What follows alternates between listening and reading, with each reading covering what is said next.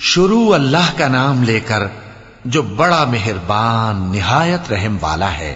جو لوگ کافر ہیں یعنی اہل کتاب اور مشرک، وہ کفر سے باز رہنے والے نہ تھے یہاں تک کہ ان کے پاس کھلی دلیل آ جائے، یعنی اللہ کا ایک پیغمبر جو پاک اوراق پڑھ کر سناتا ہے جن میں مستحکم آیتیں لکھی ہوئی ہیں، اور اہل کتاب جو فرقوں میں بٹے ہیں تو دلیل واضح کے آنے کے بعد ہی بٹے ہیں، حالانکہ ان کو حکم تو یہی ہوا تھا کہ اللہ کی عبادت کریں، اطاعت کو اسی کے لیے خالص کرتے ہوئے یکسو ہو کر، اور نماز قائم کریں اور زکوٰۃ دیں، اور یہی مضبوط اصولوں والا دین ہے۔